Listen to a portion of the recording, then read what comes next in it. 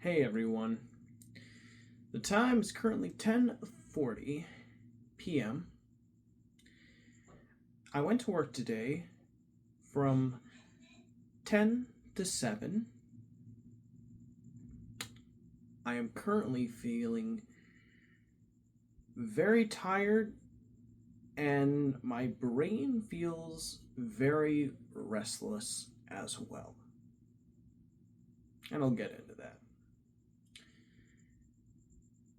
The meals I ate today included a self made bean burrito using frijoles made in lard from the store I work at, as well as using tortillas that are of the fresh variety, where it is basically uncooked dough that you need to warm up on the pan.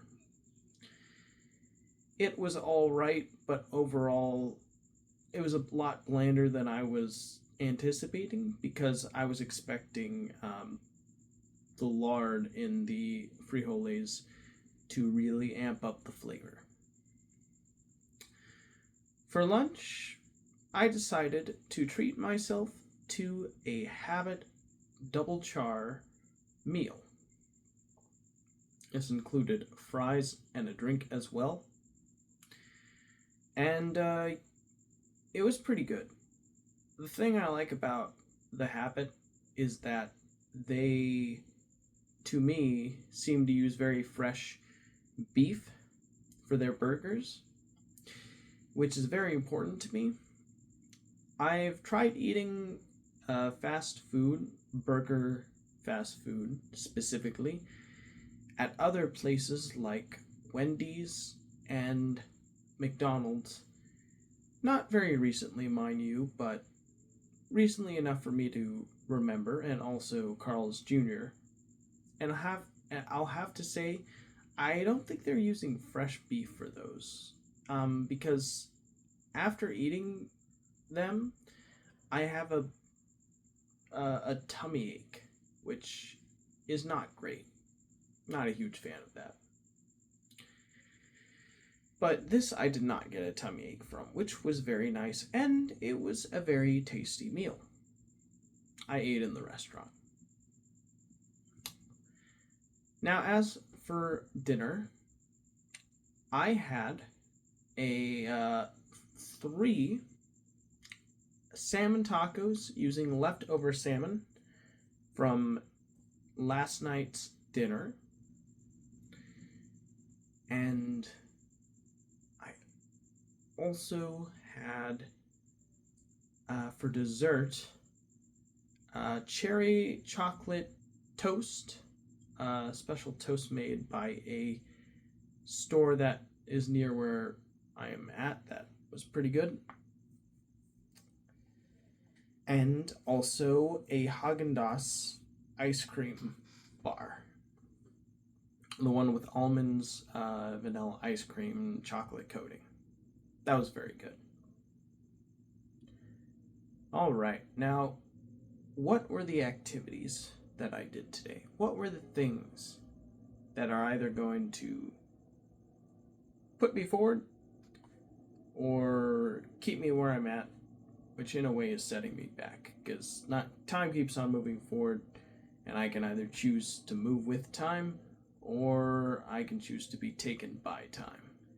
And currently I am being taken by time. And I'll get into why. Now, when I got up this morning, my mom wanted me to jumpstart my car to see, because my car wouldn't start yesterday.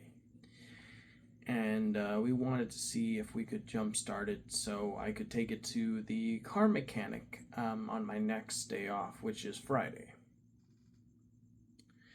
We tried to jumpstart it. It didn't work. The car made sort of a clicking sound when I turned the ignition.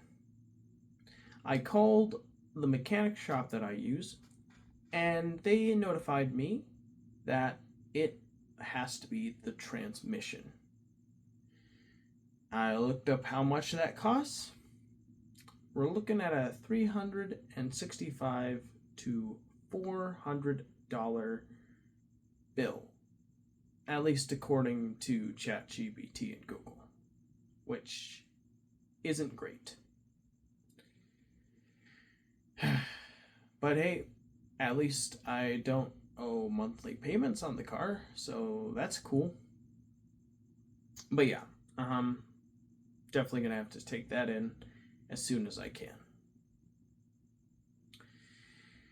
Then my mom left for work, and I was left by myself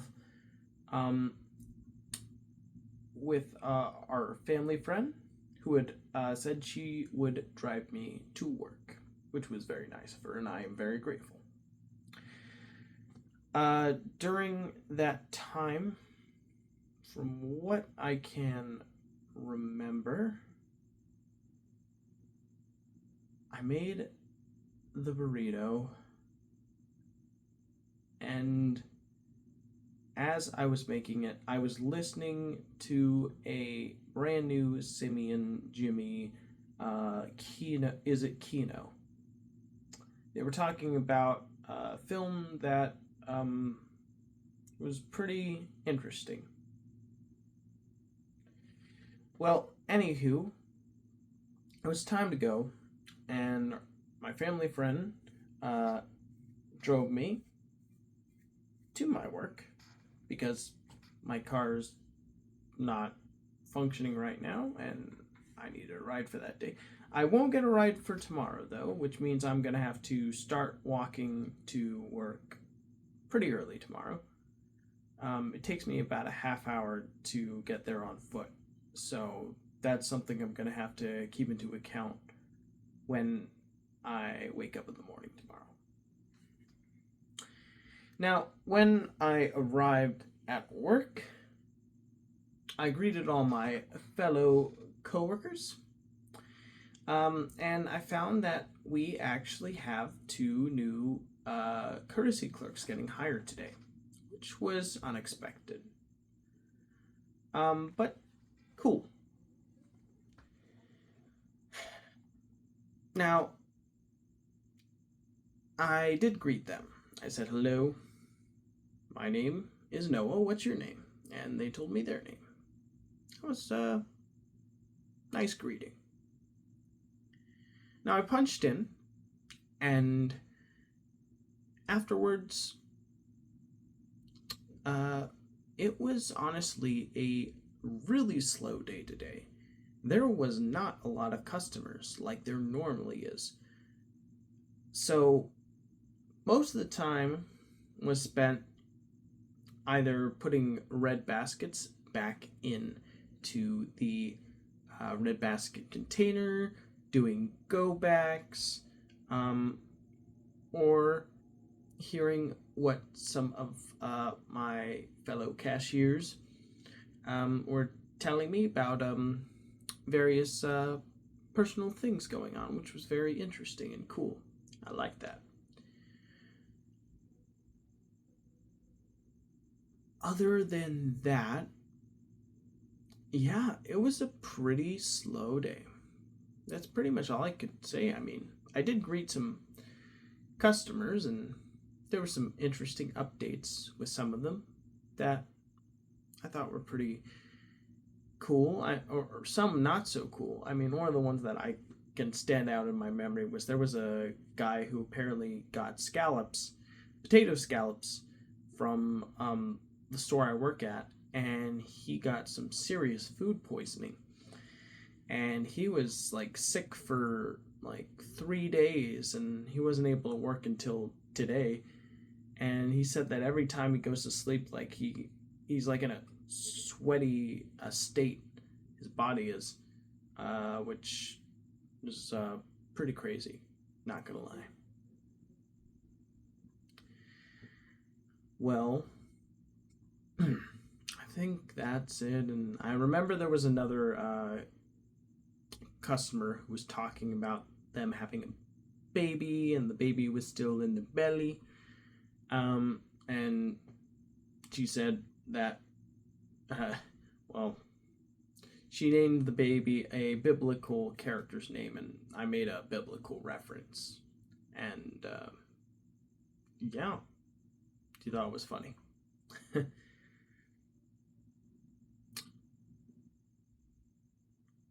There was another customer who does something called DoorDash, where they get orders on their phone and they deliver those orders. And I always greet them in an enthusiastic and hype-fueled mood, I suppose you could say.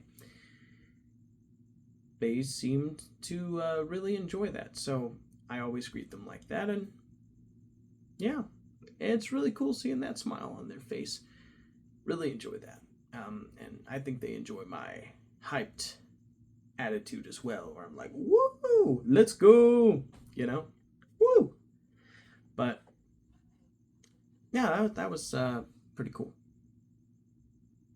Oh, and one of my managers was walking behind me when I was walking back from my lunch, and I acted scared as I saw them from the corner of my eye, kind of like in a theatrical way to see what their reaction would be. I was like, and they laughed. They thought it was funny, which was the reaction I was going for. That was pretty cool. I enjoyed that. Yeah. That's pretty much all I could really think of that was somewhat interesting. As for after work, oh, and during lunch, almost forgot to mention, as I was eating lunch, I was watching a Downward Diary video from one of my favorite YouTubers, Emp Lemon. He has a second channel on his YouTube account called Downward Diaries. I was watching the one about Nintendo's greed and how they're a really greedy, awful company that is not really something you should support. I really have nothing to add. I agree.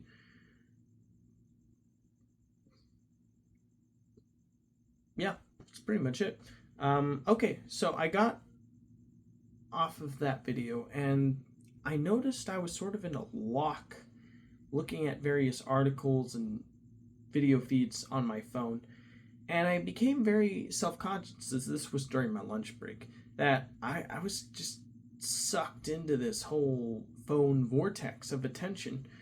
And there was another part of me, as I was doing this, I was telling me, hey, maybe you should spend this time organizing your phone's menu desktop, because every time you open your phone desktop, it's just super confusing and overwhelming and hard to really parse what's what. And I'd have to agree, I have a really overwhelming phone menu. So that's what I did before I returned to work. And again on my last 10-minute break. The first 10-minute break, I did some breathing exercises. Now, when I got home, had dinner, which was very good, and I almost forgot. This was pretty silly. On when I was picked up by our family friend again after work, and she was driving us home. But then I told her that we sell the root beer she likes there at a reduced price, and she decided to turn back and go there again to pick up that root beer. So we did that, and then we drove back home, and then I felt in my back pocket something lumpy, and I pulled out the company phone. I accidentally took the company phone with me that we use to do carry-out deliveries, and I told our family friend about this. She laughed, and she said, well, let's take it back. And as we were driving, she would tell me, now, if I ask you to do something nice for me, you better not complain, because I'm doing this, I'm going out of my way for you. And I said, okay, I agree. So, see, she brought me back, and I took the company phone back into the store, and I just kind of stealth dropped it back in. I opened the door, and then I put the phone where it was supposed to go, and I walked straight out. So it was a pretty quick trip, but yeah, I guess what threw me off, because I'm normally good about doing that, was that um, our family friend was there to pick me up, and my last hour was spent doing lot, and I was kind of just distracted about, someone's waiting for me, I better be fast, and I just completely blanked out on the phone being in my back pocket. But it all worked out. Now, at home, we had a nice dinner, and then I asked my mom if she could give me the bill for last month's groceries and utilities for this month, which she did. And I wrote a check for her, and then I spent the rest of my time watching YouTube videos that range from a guy talking about performance improvements of Nintendo Switch 1 games on Nintendo Switch 2. And a lot of them do hit 60 now. There's still some that don't hit 60, but a good portion of them do. Specifically, as long as they're within the 35 to 40 window, then you can expect that locked 60 to hit more often than not. Or I guess I should say 30 to 40 FPS window. Afterwards, I watched a 26-minute long supplemental documentary interview with the voice of Stitch, Chris Sanders, who just so happened to be the creator of Stitch and the director of the original film Lilo and Stitch, which was remade in live action. I did share my thoughts on that film in a recent video.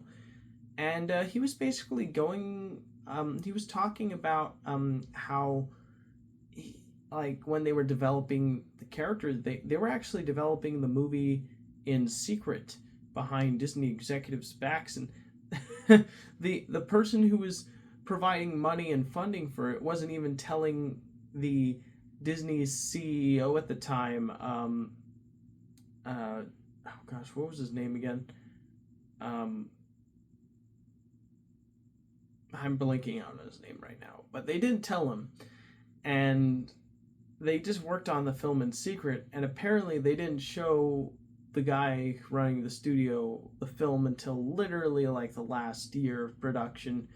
And when he saw it, he was like, I like this, but I don't really know how we can market this thing, but I really like it.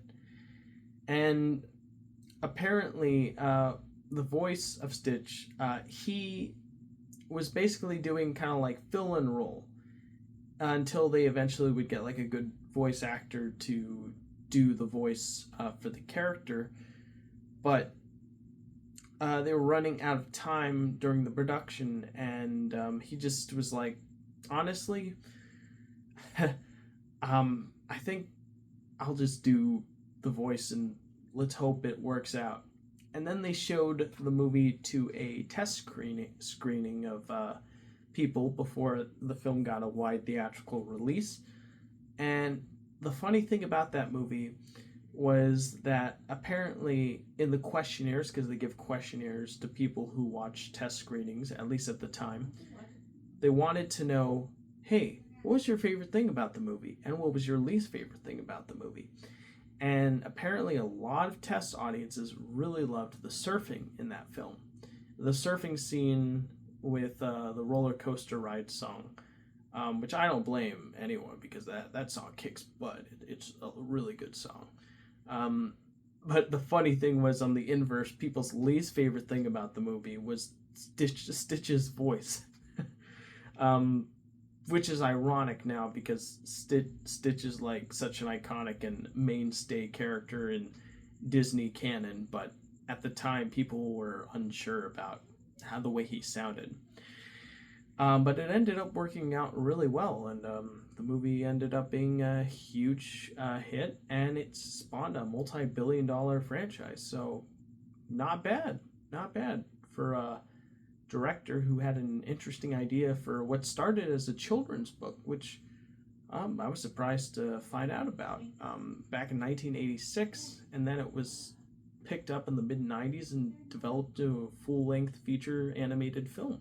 And probably one of the first truly original Disney films in terms of its story and characters. Really cool.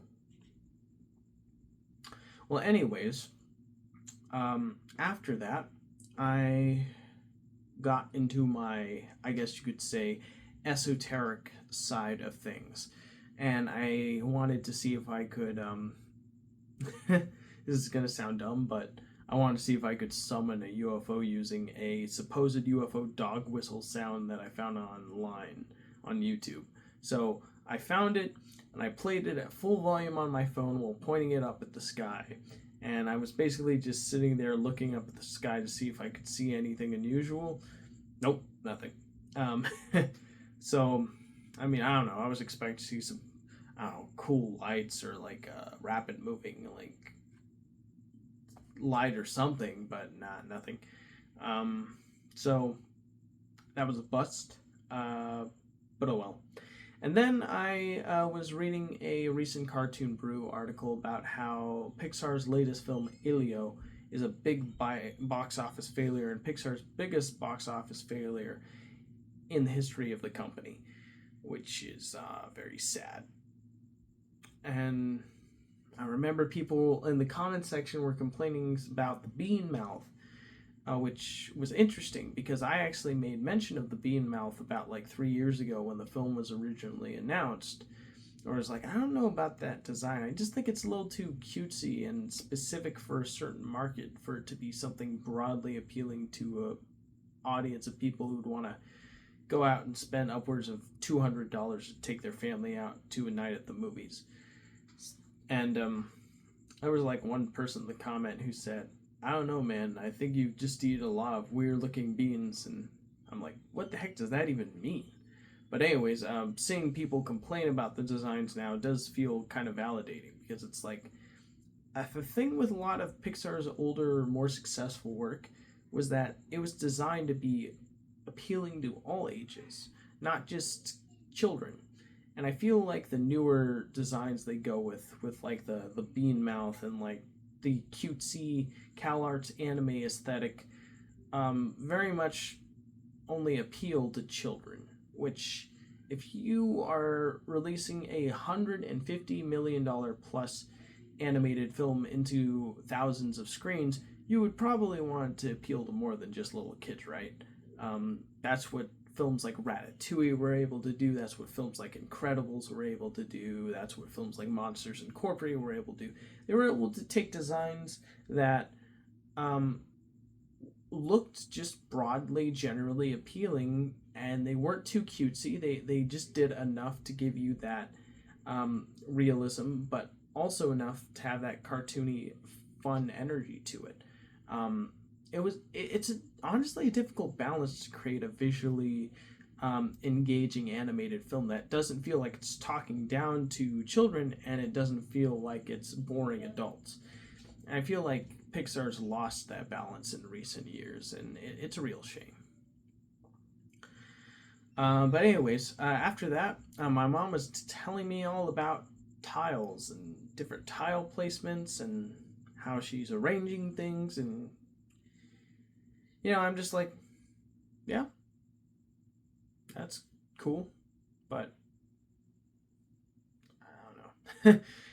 It's something that doesn't really capture my interest. It's something she likes, and she likes to share with me, but I kind of just nod and I go, yeah, interesting. But I don't really know what to say because it's not something that interests me personally.